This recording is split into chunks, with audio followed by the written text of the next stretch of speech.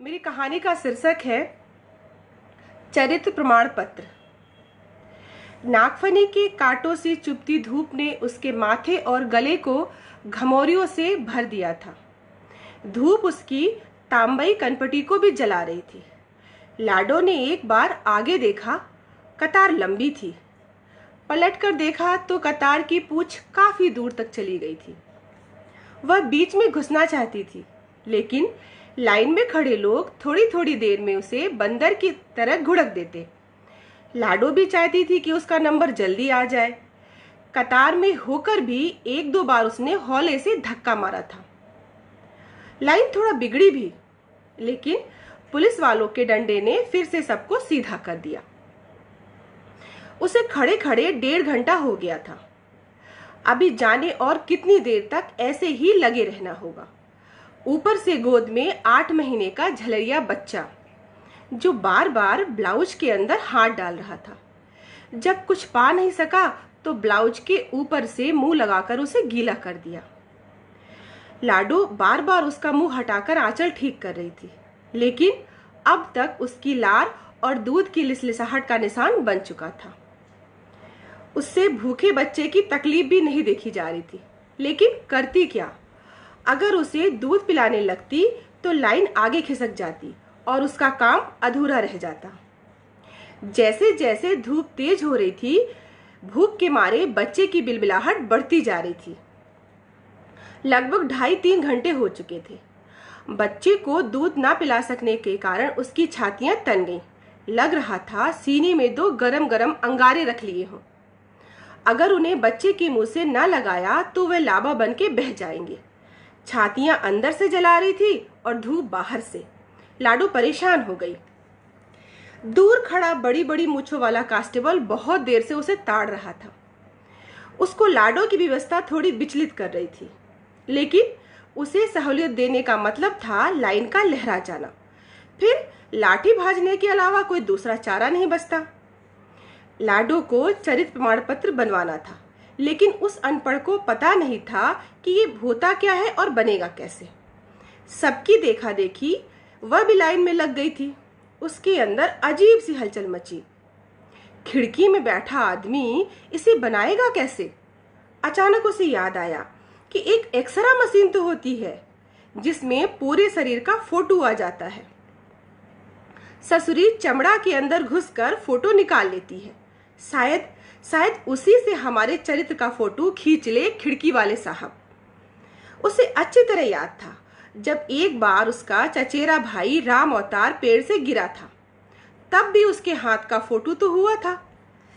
X ray machine के बारे में सोचते हुए लाडो की परेशानी थोड़ा कम होने लगी। एक बार चरित्र का फोटो आ जाए तो झंझट छूटे। जल्दी काम मिल जाएगा तो बनवारी का इलाज शुरू करा सकेगी। अभी तो दवा दारू के नाम पर वही लाल दवा और भूरा मलहम जो सरकारी अस्पताल से मिल जाता है। यहाँ आने से पहले दर्द से कराहते बनवारी के अंगूठे पर उसने लाल दवा लगाकर दर्द की गोली खिला दी थी, पर जाने क्यों आराम नहीं था। 4 ही दिन में कैसा बीहे जैसा मुंह रह गया है। उस दिन सुबह से हल्की बूंदाबांदी हो रही थी। तेज शीतलहरें भी चल रही थी। देर ही से सही बाजार में दुकानें सज गई थी, लेकिन चारों ओर सन्नाटा पसरा हुआ था, मानो सजी बारात से दुल्हा बिदक कर चला गया हो। चारों तरफ केवल बूंदों का शोर था। बीच बीच में एक आध ऑटो भर से निकल जाता तो बूंदों और सन्नाटों की जुगलबंदी टूटती। आज स्कूली बच्चे ऑटो से बाहर नहीं झूल रहे थे, बल्कि ऑटो भी ठीक से भरा नहीं था। शिफ्ट बसें भी अधभरी सी थी। सड़क किनारे लालू भाई की दुकान की भट्टी धुआं फेंक रही थी, मतलब अभी चाय नहीं चढ़ी थी। और बनवारी को अपनी बोहनी की चिंता थी। उसने जेब टटोली, मगर हाफ कट चाय के लिए 2 रुपए नहीं निकले। तलब जोर मार रही थी। उधर लाडो की बातें याद आ रही थी कि आते समय आलू लेते आना, कई दिनों से तरकारी नहीं खाई। बनवारी अपने ही गुणनतान में था। तभी एक ऑटो ठीक उसकी भट्टी के सामने आकर रुका। ऑटो में सवार स्कूली बच्चे बड़े जोश में दिख रहे थे। अचानक 4 बच्चों ने उसकी दुकान को घेर लिया और एक ने जूता सामने रखते हुए कहा, अंकल जल्दी से कील ठोक दो। बनवारी ने जूता हाथ में लिया और उलट पलट कर पारखी नजरों से देखता हुआ बोला, केवल एक कील नहीं लगेगी बेटा, पूरा सोल निकल पड़ा है, 5 रुपए लगेंगे, बोलो तो ठोकूं। स्कूली बच्चे हड़बड़ी में तो पहले ही थे। चारों ने एक साथ कहा, हाँ हाँ हाँ देंगे 5 रुपए, जल्दी लगाओ। उधर से ऑटो वाला पोपो हार्न बजा रहा था। तिपाई में जूता फंसाकर बनवारी ने कील मारी तो सीधे उसके अंगूठे से आर पार हो गई। खून का एक पतला फव्वारा छींटों के साथ जूते को रंगता हुआ जमीन में फैल गया। चारों लड़के डर के मारे एक साथ चीख पड़े, खून! जैसे उन्होंने सचमुच किसी का कत्ल होते देख लिया हो। वह खुद भी हैरान था, ऐसा कैसे हुआ? इतना अनाड़ी तो वो नहीं था। बच्चों के गर्म खून की रफ्तार मंद पड़ गई थी। बड़ी कोशिशों के बाद बनवारी के अंगूठे से कील बाहर निकाली गई। वह लकड़ी के बक्से में रखा गंदा कपड़ा फाड़कर अंगूठे को बांध रहा था कि एक लड़का दौड़कर पान की गुमटी से चूना मांग लाया और घाव में लपेट दिया। बनवारी ने बड़ी मुश्किल से जूते में कील ठोकी।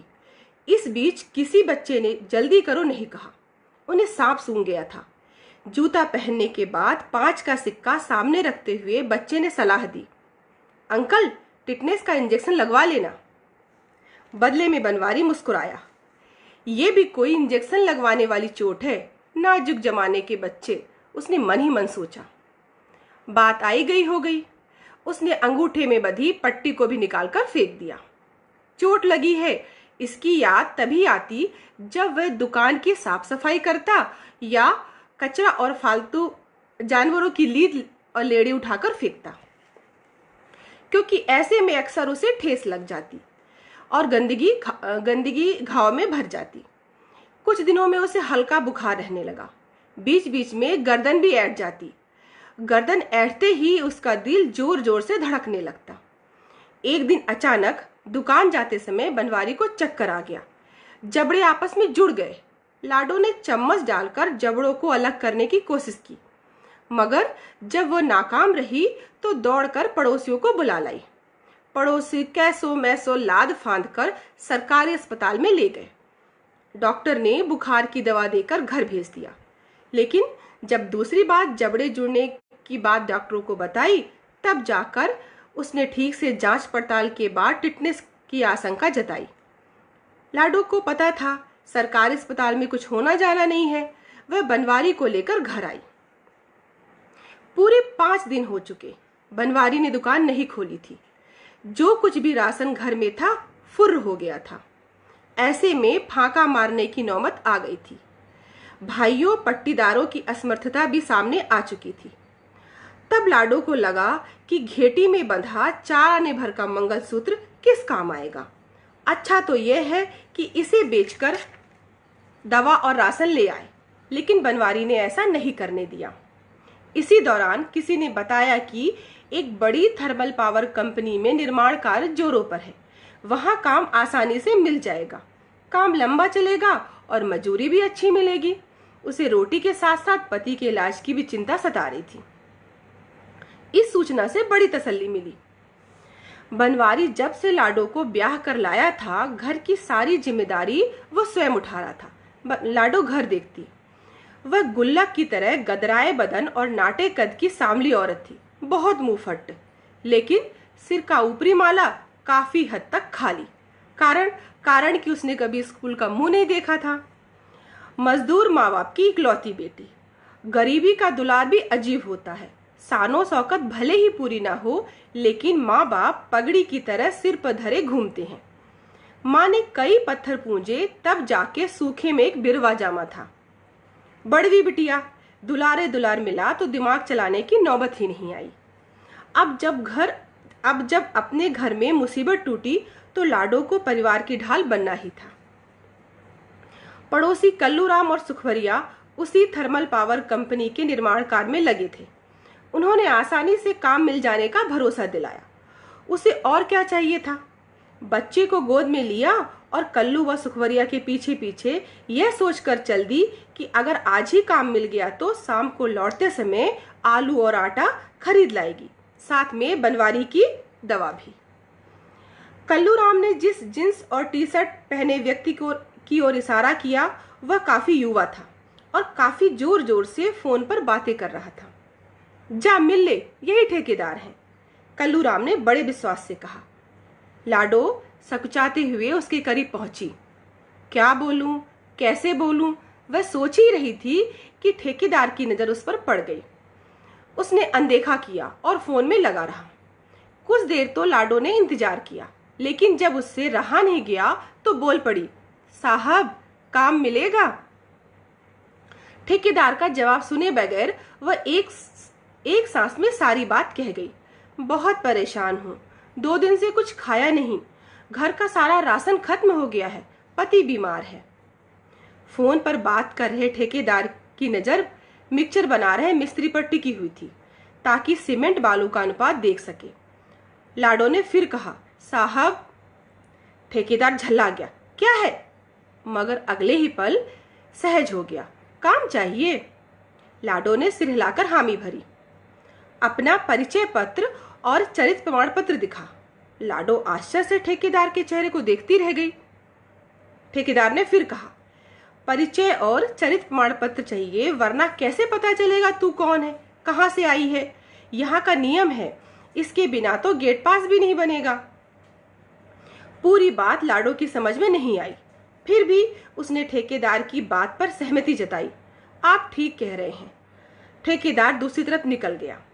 लाडो ने कल्लू को बताया कि ठेकेदार ने कोई कागज मांगा है, कहता है उसके बिना काम नहीं मिलेगा। यह सब बताते हुए वो रुआसी हो गई। कल्लू ने समझाया कि परिचय पत्र और चरित्र प्रमाण पत्र के बिना यहाँ काम नहीं मिलता। ठेकेदार गलत नहीं कह रहा है, वह तो देना ही पड़ेगा। लाडो और उदास हो गई। कल्लू ने बताया कि चरित्र प्रमाण पत्र थाने में बन जाएगा, रही बात परिचय पत्र की तो आधार कार्ड या वोटर कार्ड से काम चलेगा। गनीमत थी कि पहचान पत्र उसके पास था, पर चरित्र प्रमाण पत्र के बारे में सोचकर उसका मन भारी होने लगा। लाइन में लगी लाडो को करीब 2 घंटे से लगातार निहारता सिकुड़ा दलाल उसकी एक एक हरकत पर बड़ी बारीकी नजर रखे हुए था। लाडो की बेबसी और लाचारी उस सिकुड़े की आंखों में धीरे धीरे चमक पैदा कर रही थी। लाडो का बच्चा भूख से बिलबिला रहा था। वह पत्थर की तरह ठोस होती अपनी छातियों को नरम करना चाहती थी। लाइन में आगे लगी एक बुजुर्ग महिला की बारी आने के बाद ऑफिस के अंदर से रोतली सूरत बनाकर वह लौट रही थी। उसे देखकर लाइन में खुसफुस हुई। जब वह लाडो के पास से गुजरी तो उसने पूछा, का भइल काकी? महिला ने निचोड़े हुए नींबू की तरह मुंह बनाकर थाना प्रभारी से लेकर सरकार तक की दाई महतारी कर दी। लाडो समझ गई कि इसका चरित्र नहीं बन पाया होगा, एक्सरा मशीन में की पकड़ में ही नहीं आया होगा। बुढ़ापे में ऐसी मुश्किल तो आती है, यह सोचकर उसे बुढ़िया पर तरस आने लगा। फिर कनखिया कर उसने खुद को देखा। उसे तसल्ली हुई, अभी सब कुछ सही सलामत है। वह बेसब्री से अपनी बारी का इंतजार करने लगी। शाम ढलने को थी। लौटते पक्षियों की च्यू च्यू से उसे बनवारी की याद आ रही थी। वह भी तो उसकी बाट जो रहा होगा। हर चिलकन को यह सोचकर बर्दाश्त करता होगा कि लाडो आएगी तो दर्द की दवा लाएगी। देखते ही देखते ऑफिस का गेट बंद हो गया। लाडो की बारी नहीं आई। लाइन भीड़ में तब्दील हो चुकी थी। चारों ओर अफरा तफरी मच गई। ऐसे में किसी को धक्का मारना बेहद आसान था, लेकिन खुद को धक्के से बचा लेना उतना ही मुश्किल। वह बच बचाकर निकल रही थी, तभी ऐसा लगा कि कोई उसका बायां हाथ खींच रहा है। वह खिसती चली जा रही है। जब तक उस चेहरे को देख पाती, उसने खुद को भीड़ से हटकर एक डग्गा के पास खड़ा पाया। अरे, ये तो सिकुड़ा दलाल है, जो सारा दिन लाइन में लगे लोगों को एक एक कर कोने में ले जाकर खुसफुसा रहा था। उसी ने भीड़ से खींचकर उसे यहाँ किनारे लाकर खड़ा कर दिया है और खुद डग्गे से उड़क गया है। ए भाई, सुबह से देख रहा हूँ रगड़ाई जा रही है भीड़ में। लाडो अटपटिया गई कि सिकुड़ा काहे इतनी पूछताछ कर रहा है और काहे इतना मेहरबान हो जाता है। चरित्र मेरा और तकलीफ इसको। हालांकि वह कुछ बोली नहीं। सिकुड़े ने फिर कहा, बहुत परेशान लग रही है, मैं तेरी मदद कर सकता हूँ। उसका सारा ध्यान लाडो के छोटे से मंगलसूत्र पर था। सिकुड़े की सहानुभूति पाके लाडो रोने लगी। कुछ ही देर में उसने अपना सारा हाल कह सुनाया। साहब, कैसे बनता है चरित्र हमें नहीं पता। अब बकचोद औरत, सोचकर सिकुड़ा हंसने लगा। लाडो को बड़ा गुस्सा आया उसके हंसने पर। अगर वह सिकुड़ा ना होता तो अभी तनेन कर देती। सिकुड़ा फिर बोला, अगर तू चाहती है कि तेरा चरित्र प्रमाण पत्र जल्दी बन जाए तो कुछ देना दिलाना पड़ेगा। उसका ध्यान फिर से मंगलसूत्र पर टिक गया। लाडो थोड़ी देर चुप रही, फिर जैसे कुछ याद आया। क्या देना होगा? उसने बच्चे को सीने से चिपकाए हुए पूछा। उसी वक्त सिकुड़े का फोन आ गया। वह लाडो से जरा रुक कहकर किनारे हो गया। सिकुड़ा क्या देने दिलाने की बात कर रहा था ये लाडो को समझ नहीं आ रहा था। उसे घबराहट भी होने लगी। मन में ख्याल आया कि यहाँ रुकना ठीक नहीं, घर चली जाए। पर बनवारी का जब्त हुआ जबड़ा उसकी आंखों के सामने घूमने लगा। सिकुड़े को फोन में व्यस्त देखकर लाडो वहीं जमीन पर निढाल होकर बैठ गई। अपनी छातियों से आंचल को हटाया तो ब्लाउज चिपचिपाया था। सीने से ब्लाउज को हटाते ही बच्चा उसकी छाती से चिपक गया। लाडो की चीख निकल आई। बच्चा जब चूसने लगा तो थोड़ा आराम मिला। वह बच्चे की झलरी बालों को सहलाने लगी। ठीक 10 मिनट बाद सिकुड़ा प्रकट हुआ। लाडो ने तड़प कर कहा, साहब, बहुत देर हो गई। मेरा मनसेरू बीमार है, दर्द से करा रहा होगा। अगर आज भी मेरा चरित्र नहीं बना तो। लाडो पहले रोई, फिर फपक कर गिड़गिड़ाने लगी। चल, उसने डग्गे के पीछे की ओर इशारा करते हुए कहा। बच्चा सो चुका था। लाडो ने आंचल ठीक किया और बच्चे को समेटती हुई उसके पीछे चल पड़ी। आगे लंबे लंबे डग भरता सिकुड़ा, उसी के जूते के निशान पर पैर रखती लाडो। सिकुड़ा 40-45 के बीच का रहा होगा। 6 फुट से कम नहीं था, लेकिन कंधे से आगे की ओर झुक गया था और पेट से चिंगड़कर गठरी बन गया था। अंधेरा घिराया था। भीड़ के रौंदे मैदान सुस्ता रहे थे। चारों ओर साय साय की आवाज आने लगी। वैसे भी थाना परिसर में दिन दहाड़े ही सन्नाटा पसरा रहता है। जब भी आवाज होती है वह भी मनहूसियत भरी कराह ही होती है। कुछ दूर चलने के बाद सिकुड़ा एक कोने में खड़ा हो गया। लाडो ने भी कदम रोक लिए। जिस कोने में वह लाडो को लेकर गया वहां सन्नाटा था और अंधेरा कुछ अधिक गहरा। उसका डरना वाजिब था, लेकिन वह खुद को दिलासा देती रही कि अभी तो वो थाना परिसर में है, कुछ बुरा नहीं होगा। उसे क्या पता कि दुष्कर्म पवित्र और सुरक्षित समझी जाने वाली जगहों पर ही होते हैं। दुष्कर्मी तो हर जगह टोह में रहते हैं। साहब, कहाँ ले आए हो? अरे इतना घबराती क्यों है? मुंह बंद रख। किसी ने सुन लिया तो तेरा क्या, मेरा भी चरित्र खटाई में पड़ जाएगा। सिकुड़ा दलाल झल्ला कर बोला। लाडो चुप हो गई। उसे लगा कि अगर सिकुड़ा तिनक गया तो हाथ आता चरित्र छटक जाएगा। सिकुड़ा उसके एकदम करीब आकर बोला, चरित्र बनवाने में लाइन लगाकर 200 रुपए लगते हैं, लेकिन कोई गारंटी नहीं होती कि कब तक बनेगा। सिकुड़ा उसके चेहरे की दहशत का अंदाजा लगाना चाहता था, लेकिन धुंधलका इसमें उसकी ज्यादा मदद नहीं कर रहा था। अगर तू मुझे 500 रुपए दे दे तो सुबह तक तेरा चरित्र मिल जाएगा। 500? लाडो ने पंजा दिखाते हुए पूछा। सिकुड़े ने उसके आश्चर्य में उसकी दहशत देख ली थी। मेरे पास 500 रुपए नहीं है, इतने पैसे कहाँ से लाऊं? पहनने को तो सोने का मंगलसूत्र पहना है और 500 रुपए नहीं है। चल, तू 400 दे दे। मंगलसूत्र का नाम सुनकर लाडो घबरा गई। उसे अनहोनी की अंदेशा होने लगी। वह 2 कदम पीछे हटना चाहती थी, तभी सिकुड़े ने उसका मंगलसूत्र पकड़ लिया। लाडो ने जाने कैसी कैसी मुसीबत के दिनों में भी इस मंगलसूत्र पर कोई आंच नहीं आने दी थी। इन दिनों बार बार यह ख्याल भी आता कि इसे बेचकर बनवारी की दवाई करवा ले, लेकिन इस ख्याल को वो झटकती रही। उसी मंगलसूत्र को सिकुड़ा पकड़े हुए था। लाडो ने उसे एक जोर का धक्का मारा और भाग खड़ी हुई। सिकुड़े की कराह से उसने अनुमान लगाया कि वह वहां पर बिखरे हुए कबाड़ में गिरा होगा, पर उसने पलटकर नहीं देखा। इस छीना झपटी में उसका बच्चा रोने लगा। वह बदहवासी से गेट की तरफ भागती रही। पता नहीं सिकुड़े को संभलने में वक्त लगा या गेट पर खड़े पुलिस वालों से वह डर गया। उसने लाडो का पीछा नहीं किया। वह हाँफती हुई मेन गेट पर पहुंच गई। उस वक्त दिमाग एकदम सुन्न था। उसने कसकर बच्चे को सीने से जकड़ लिया। गेट पर 2 सिपाही खड़े थे। उनमें से एक सुरती मल रहा था। उसने बदहवास लाडो को देखा तो डपट कर रोक लिया। ए भाई, क्या चुरा कर भाग रही है? दूसरे सिपाही ने पूछा। भीड़ को गए कितना समय हो गया, तू अंदर क्या कर रही थी? लाडो के होठों में बुड़बुड़ी मचली। बताना तो चाहती थी, लेकिन आवाज की जगह थूक की 2-4 बुलबुले ही फूट सके। उसने सामने खड़े डग्गे की तरफ इशारा किया। वहां क्या कर रही थी, और ये बच्चा किसका है? मेरा ही है साहब। पकड़े जाने पर सब ऐसा ही बोलते हैं। बच्चा चुरा कर लाई है ना? नहीं साहब, कसम खाती हूं, मेरा ही है।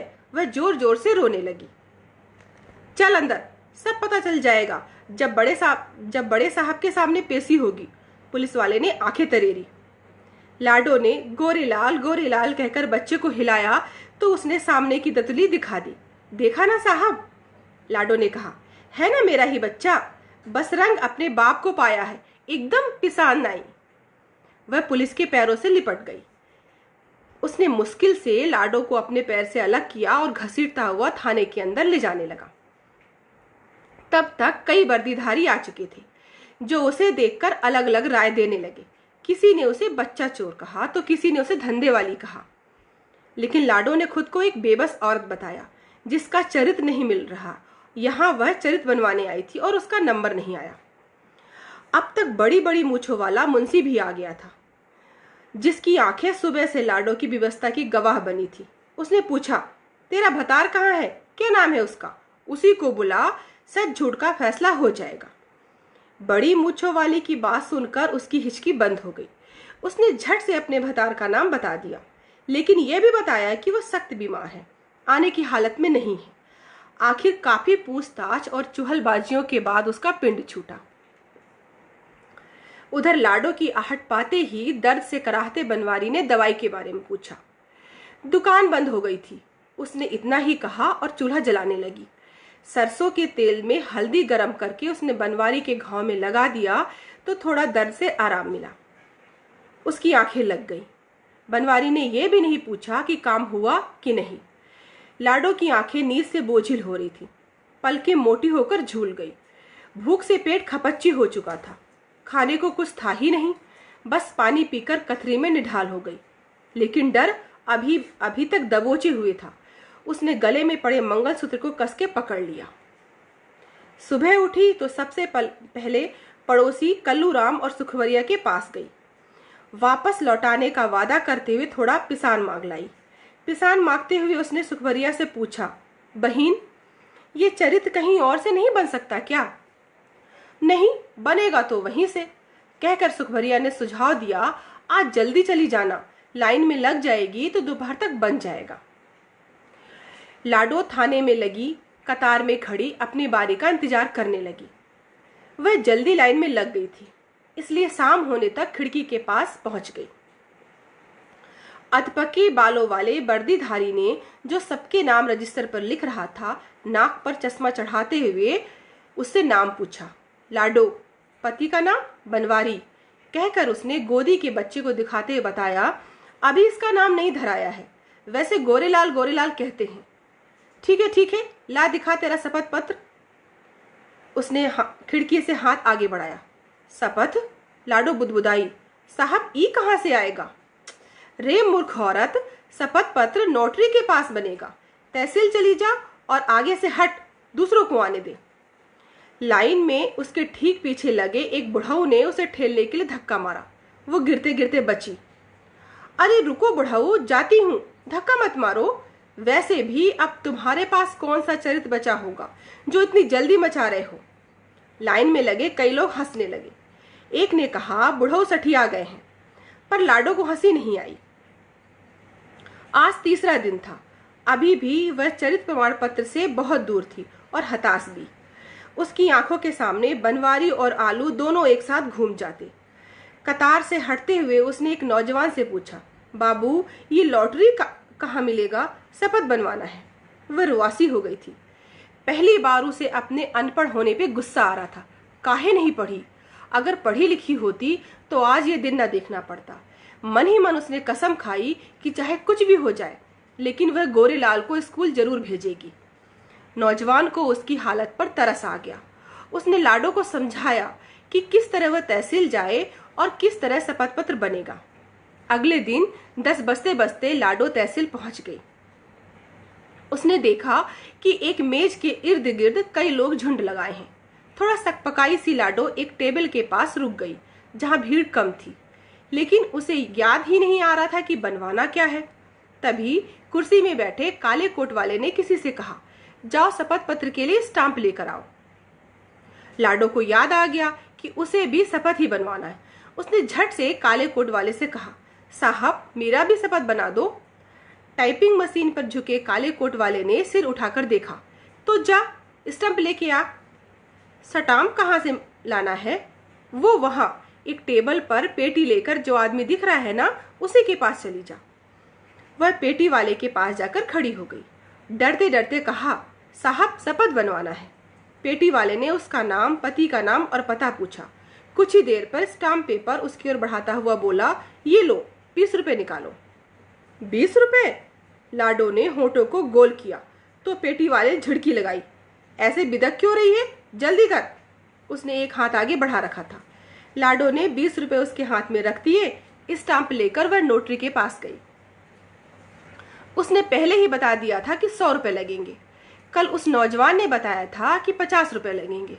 उसने नोटरी के चेहरे की तरफ देखा। उसका चेहरा गोल और भव्य था। लाडो की हिम्मत जवाब दे गई। उसने खुद को समझाया कि बहस करके बेइज्जत होने से क्या फायदा। ये पसीजने वाला चेहरा नहीं है। वह पैसों का इंतजाम पहले ही कर चुकी थी। घर में रखी 2 जोड़ा पैरों की मुद्री बेच डाली थी। वह रात भर करवट बदलती रही। बनवारी की हालत दिन पर दिन बिगड़ती जा रही थी। काम मिलने में रोज कोई न कोई अड़ंगा लग रहा था। चिंता और उधेड़ बुन में जाने कब उसे नींद आ गई। सवेरे उठते ही सोच लिया था कि आज चरित्र लेकर ही लौटेगी। उसके थाना पहुंचते पहुंचते लाइन लग चुकी थी। कुछ दलाल इधर उधर चक्कर काट रहे थे और बिना लाइन लगाए चरित्र प्रमाण पत्र बनवाने की गारंटी दे रहे थे, लेकिन सिकुड़ा आज नदारत था। आखिरकार लाडो की बारी आ गई। अधपके बालों वाले वर्दीधारी ने देखते ही उसे पहचान लिया। लाई है शपथ पत्र? उसने चश्मे को नाक पर सरकाते पूछा। हाँ, लाडो ने शपथ पत्र खिड़की से अंदर सरका दिया। ठीक है, कहते हुए उस वर्दीधारी ने अपना मुंह खिड़की के पास लाकर पूछा, फीस लाई है ना? फीस? लाडो की आंखें बाहर निकल आई।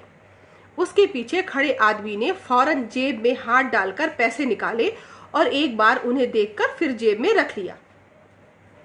वर्दीधारी ने नाक पर सरक आए चश्मे को उतारकर सामने रख दिया और पेन को कान के पीछे खोसते हुए लाडो को इशारे से अपने करीब बुलाया।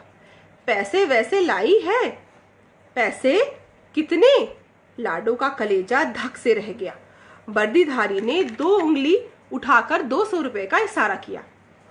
जब लाडो ने कोई प्रतिक्रिया नहीं दी तो उसने स्पष्ट किया, 200 रुपए। लाडो का मुंह खुला रह गया। मेरे पास पैसे नहीं है साहब। वर्दीधारी का क्रोध उसकी आंखों में उतर आया। जब इंतजाम हो जाए तो आ जाना। साहब, मेरे पास जहर खाने के लिए पैसे नहीं हैं, 200 रुपए कहां से लाऊं? तो फिर किनारे हो जा और हवा आने दे। लाडो के पीछे लाइन में लगा व्यक्ति सारी बातें सुन रहा था और बार बार अपनी जेब में हाथ डालकर 100-100 के दोनों नोटों को देख लेता। शायद उसका इशारा था कि वर्दीधारी उसे आगे बुलाए और उसका काम करे। साहब, आपके हाथ जोड़ती हूँ। अरे ऐसा नहीं होता भाई, इन पैसों का भी हिसाब देना पड़ता है, फटाफट किनारे हो। साहब, कहकर उसने खिड़की के सामने हाथ जोड़ दिए और रो पड़ी। ऐसा है, अभी तो किनारे हो और जाकर उस डग्गा के पास बैठ जा। 1 घंटे बचा है खिड़की बंद होने में, उसके बाद देखता हूं, कुछ करता हूं। लाडो को हटना ही पड़ा। पीछे वाले ने उसे ठेल दिया और वह लाइन से बाहर हो गई। समझ में नहीं आ रहा था कि रुके या चली जाए। उसे फिर बनवारी का जब्त हुआ जबड़ा याद आ गया। वो धीरे धीरे डग्गा की तरफ बढ़ रही थी। वहां पहुंचकर पसरकर बैठ गई। उसने ब्लाउज की हुक खोल दिए। बच्चा चूकने लगा तो उसकी पत्थर हुई छाती नरम होने लगी। आज वह मंगलसूत्र उतार कर आई थी। उसे बड़ी तसल्ली हुई। मन ही मन सोचा, वर्दी वाला और क्या ले लेगा।